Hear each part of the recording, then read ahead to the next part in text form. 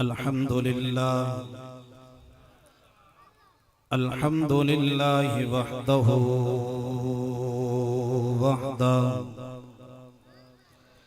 والصلاة والسلام على من لا نبي بعده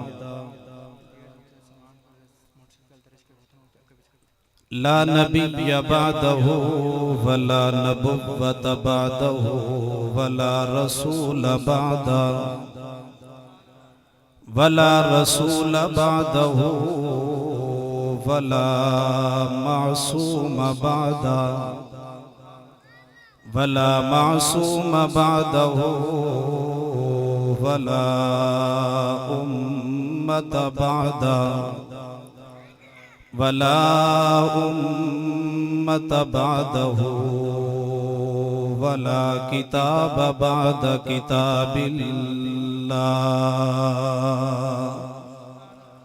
وصلى الله تعالى عليه وعلى آله وأصحابه أجمعين أما بعد فأعوذ بالله من الشيطان الرجيم بسم الله الرحمن الرحيم لقد من الله على المؤمنين إذ بعث فيهم رسولا آمنت بالله صدق الله مولانا العظيم وبلغنا رسوله النبي الكريم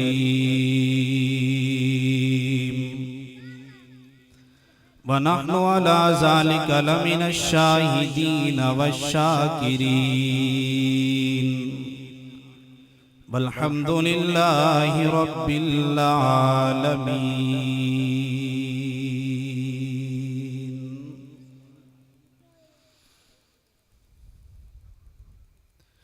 کھلا ہے باب شراب خانہ شراب رحمت لٹا رہے ہیں کھلا ہے باب شراب خانہ شراب رحمت لٹا رہے ہیں حضور دستوں سے مستوں کو جام کوثر پلا رہے ہیں بلک بلک کے میں دن گزاروں سسک کے میں رات کاٹوں کوئی تو آ کر مجھ سے کہہ دے شاکر حضور تجھ کو بلا رہے ہیں حضور آئے تو سر آفرینش پا گئی دنیا حضور آئے تو سر آفرینش پا گئی دنیا اندھیروں سے نکل کر روشنی میں آ گئی دنیا ستے چہروں کا زنگ اترا اٹھے چہروں پہ نور آیا حضور آئے تو انسانوں کو جینے کا شعور آیا عقیدت و محبت سے درود پاک تلاوت فرما لیں اول سے آخر تک کوئی زبان خاموش نہ رہے اللہم صلی علی سیدنا و مولانا محمد وعلا آل سیدنا و مولانا محمد وبارک وسلم کسی بھائی کا موٹر سائیکل باہر گیٹ پہ کھڑا ہے آنے والے مہمانوں کو تکلیف ہو رہی ہے وہ باہر جائیں اور اپنے موٹر سائیکل کو موٹر سائیکل سٹینڈ میں پہنچائیں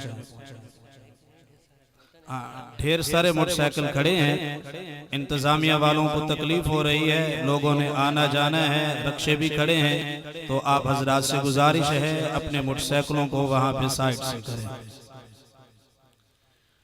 لائق ست تعظیم و تکریم واجب الاحترام قابل قدر دوستو بزرگوں اور بھائیوں قرآن حکیم کی جس آیت مقدسہ کو میں نے آپ حضرات کے سامنے پڑھا ہے قرآن کی اس آیت کے اندر اللہ تعالیٰ نے یہ بات ارشاد فرمائی ہے کہ میں نے اپنے محبوب پیغمبر ساقی کوثر تاجدار مدینہ امام الانبیاء شفیع المذنبین رحمت کا مجسم پیغمبر جانی جہاں حضرت محمد الرسول اللہ، اونچی آواز سے صلی اللہ گونج آنی چاہیے، صلی اللہ علیہ وآلہ وسلم کو اس دھرتی کائنات پہ مومنین کے لیے ایک احسان بنا کر بھیجا ہے، یعنی میرے اور آپ کے پیغمبر مومنین کے لیے احسان بن کے آئے ہیں۔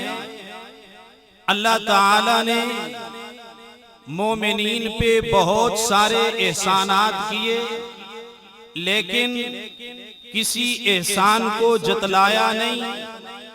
لیکن جب آقا کی باری آتی ہے، اللہ اعلان فرماتے ہیں لَقَدْ مَنَّ اللَّهُ عَلَى الْمُؤْمِنِينَ اِذْ بَعَثَ فِيهِمْ رَسُولًا۔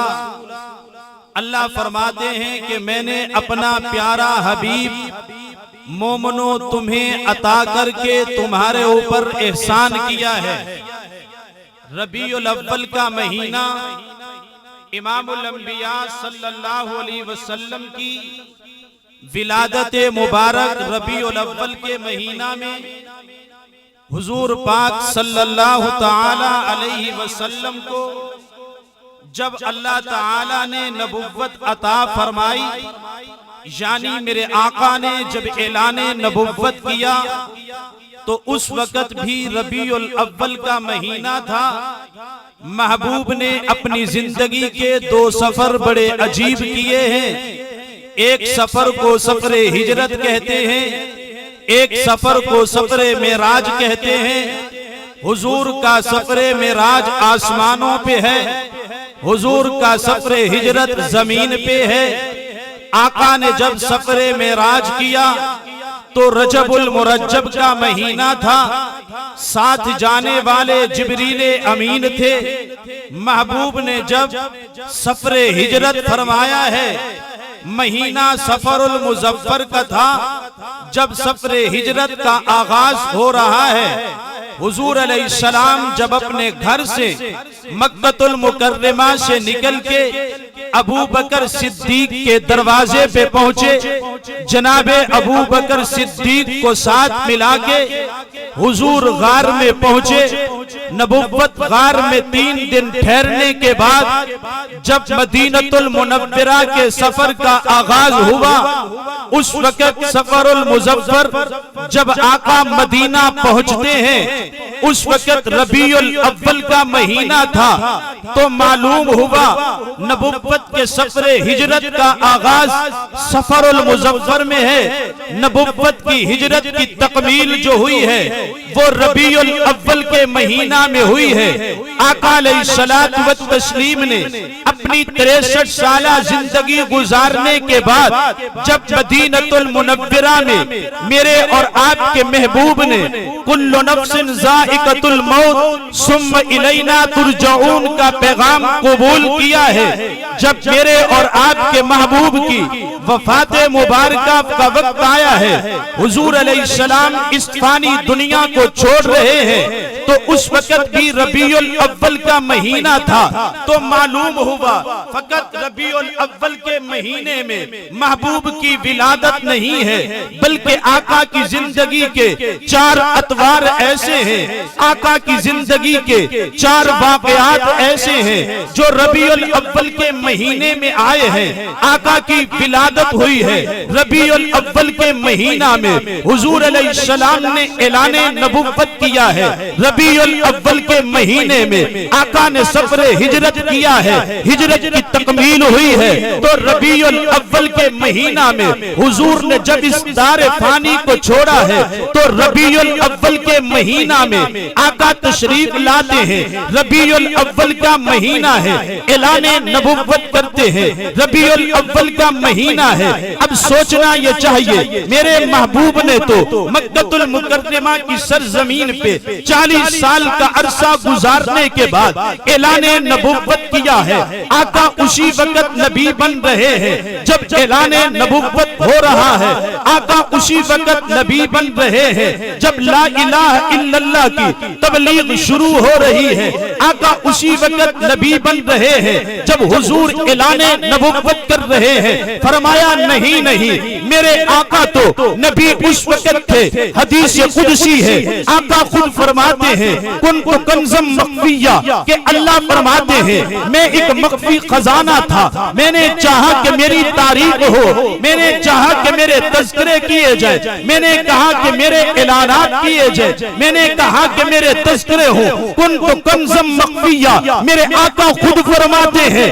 رب نے کہا میں ایک مخفی خزانہ تھا، رب نے کہا کہ میرے تذکرے ہو، میری تعریف ہو، تو اللہ فرماتے ہیں میں نے اپنے تذکرے کے لیے سب سے پہلے روح محمد کو پیدا کیا ہے۔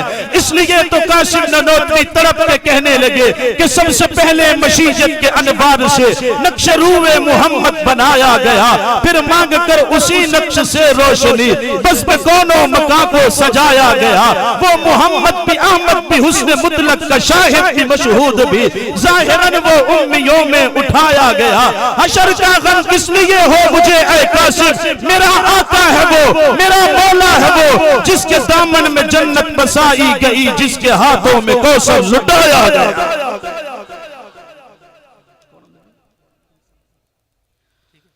تو میرے دوستو آقا نبی کس وقت سے، آقا نبی کس وقت سے؟ اعلان نبوت تو ربیع الاول میں ہے نا حضور کا۔ اعلان نبوت کس وقت ہے بھائی؟ کون سا مہینہ؟ سارے بولو۔ ربیع الاول میں۔ اور میرے آقا نبی کس وقت سے؟ حضرت شیخ الحدیث رحمہ اللہ تعالی علیہ نے لکھا ہے کہ رب تعالی نے اس دھرتی کائنات کو پیدا کرنے سے تقریباً 50,000 کا عرصہ، بعض روایات میں اس سے کم اور زیادہ، اللہ تعالی نے اپنی زبان اطہر کے ساتھ کما یلیق شانہ، جیسا کہ میرے رب کی زبان ہے، اللہ نے اپنی زبان سے قرآن حکیم کی سورت یاسین کی تلاوت کی ہے، اپنی زبان اطہر سے قرآن حکیم کی سورت طٰہٰ کی تلاوت کی ہے۔ جب فرشتوں نے یہ کلام سنا فرشتے کہنے لگے کہ یار وہ کتنی خوش قسمت قوم ہوگی جسے اللہ اپنا کلام عطا فرمائے گا۔ سبحان اللہ کے اونچی آواز سے، ایکو کم کر دیں بھائی، سبحان اللہ کے اونچی آواز سے۔ فرشتے کہنے لگے وہ کتنی خوش قسمت امت ہوگی جس کے سینوں پہ یہ قرآن جائے گا، کتنے خوش قسمت وہ لوگ ہوں گے جو اپنے کانوں سے اس قرآن حکیم کی سماعت کریں گے۔ لیکن جو بات میں عرض کرنا چاہتا ہوں، یاسین والقرآن الحکیم، آپ علماء سے پوچھیں کہ یہ حرف یاسین، لفظ یاسین جو ہے یہ حروف مقطعات میں سے ہے، اس کی مراد کو رب تعالی جانتے ہیں۔ جہاں یہ قرآن حکیم کا ایک لفظ ہے وہیں پہ یہ پاک پیغمبر صلی اللہ تعالی علیہ وسلم کا صفاتی نام ہے، محمد و احمد میرے آقا کے ذاتی نام ہے۔ آپ قرآن پڑھتے ہوں گے، قرآن کا پہلا صفحہ کھولو رب کے صفاتی نام نظر آئیں گے، والناس کر کے دیکھو محبوب کے صفاتی نام نظر آئیں گے، وہاں 99 صفاتی ناموں میں سے ایک لفظ یاسین بھی نظر آئے گا جو محبوب کا صفاتی نام ہے۔ اب آئیے بات سمجھ کہ میرا پیغمبر نبی کس وقت سے ہے؟ اعلان نبوت تو ربیع الاول میں ہے، لیکن حضور نبی کس وقت سے ہے؟ یاسین والقرآن الحکیم، یہ یاسین میرے محبوب کا صفاتی نام، گویا کہ کائنات میں کچھ نہیں تھا، نہ آسمان ہے، نہ زمین ہے، نہ جنت ہے، نہ دوزخ ہے، نہ فرشتے ہیں، نہ مشرق ہے، نہ مغرب ہے، نہ شمال ہے، نہ جنوب ہے، نہ آدم ہے، نہ نوح ہے، نہ موسیٰ ہے، نہ عیسیٰ ہے، کائنات کے اندر کچھ بھی نہیں ہے۔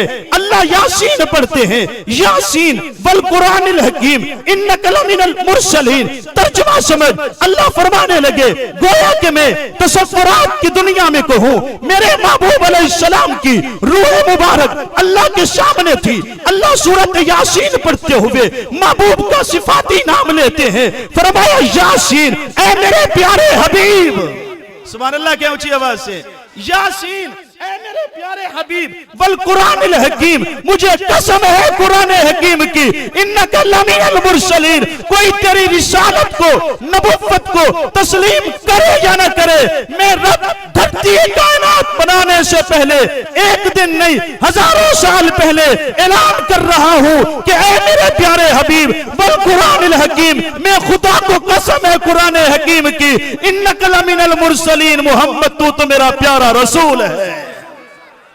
کائنات نہیں بنی تھی لیکن حضور اللہ کے نبی تھے۔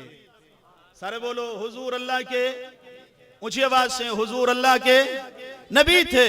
میں دوسرے لفظوں میں کہوں، میرے محبوب تو اس دھرتی کائنات کے اوپر اس کائنات کے مکھن بن کے تشریف لائے ہیں۔ کیا بن کے تشریف لائے ہیں؟ اونچی آواز سے بھائی، سبحان اللہ کو اونچی آواز سے، کیا بن کے تشریف لائے ہیں؟ میرے آقا اس کائنات کے کیا بن کے تشریف لائے ہیں؟ مکھن بن کے تشریف لائے ہیں۔ مثال سے بات واضح کروں، ایک آدمی چاہتا ہے کہ میری خواہش ہے میرے پاس اصلی گھی ہونا چاہیے۔ کیسا گھی ہونا چاہیے بھائی؟ اونچی آواز سے، اصلی گھی ہونا چاہیے۔ اب وہ اس اصلی گھی کے لیے بڑی تگودو کرے گا، لیکن اس کا سب سے آسان طریقہ یہ ہے کہ وہ ایک بھینس خریدے اور اس کو اپنے گھر کے اندر رکھے، اس کو چارہ ڈالے، پانی ڈالے، اس کا دودھ نکالے، اس کی دہی بنائے، اس دہی کو بنانے کے بعد اس کی لسی بنائے۔ اب اس لسی سے جو گھی نکلے گا وہ کون سا گھی ہوگا بھائی؟ سارے بولو، کیسا گھی ہوگا بھائی؟ خالص گھی ہوگا، اور اس کی آنکھوں کے سامنے یہ سب کچھ تیار ہو رہا ہوگا۔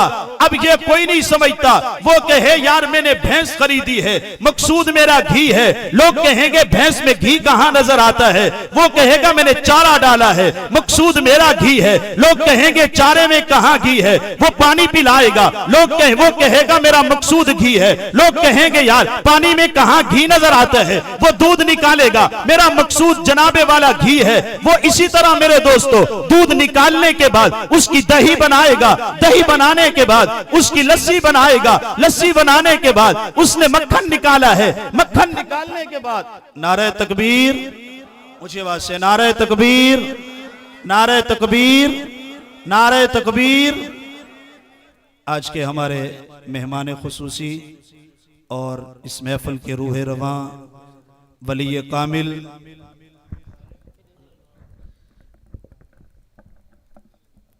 ولی کامل آفتاب ولایت حضرت اقدس پیر سید محمد شاہ صاحب دامت برکاتہم العالیہ اسٹیج پہ تشریف لا چکے ہیں۔ میں حضرت کو مدینہ چوک تشریف لانے کے اوپر دل کی اتھا گہرائیوں سے خوش آمدید کہتا ہوں، اور خالق سے دلی دعا ہے اللہ تعالی ہمارے ان اکابرین کا سایہ تا دیر ہمارے سروں کے اوپر سلامت رکھے۔ جو حضرات باہر تشریف فرما ہے، میری ان سے گزارش ہے کہ وہ پنڈال کے اندر تشریف لائیں۔ حضرت اقدس دامت برکاتہم العالیہ سٹیج پہ تشریف لا چکے ہیں۔ میں بلا تاخیر مائک ان کے حوالے کرنا چاہتا ہوں، تو میری گزارش ہے جو حضرات باہر تشریف فرما ہیں وہ اس پنڈال کے اندر تشریف لائیں تاکہ حضرت کا بیان ہم سارے دل جمی کے ساتھ سن سکیں۔ میں اتنا ہی کہوں گا، یہی ہے وہ جن کو فضیلت ہے عبادت پر، یہی ہے وہ جن کے سونے کو فضیلت ہے عبادت پر، انہی کے اتقاء پہ ناز کرتی ہے مسلمانی، انہی کی شان کو زیبا ہے نبوت کی وراثت، انہی کا کام ہے دینی مراسم کی نگہبانی۔ رہیں دنیا میں اور دنیا سے بے تعلق ہوں، رہیں دریا میں کپڑوں کو ہرگز نہ لگے پانی۔ بلا تاخیر دعوت سخن دوگا ولی کامل مخدوم مکرم حضرت اقدس پیر سید محمد شاہ صاحب دامت برکاتہم العالیہ۔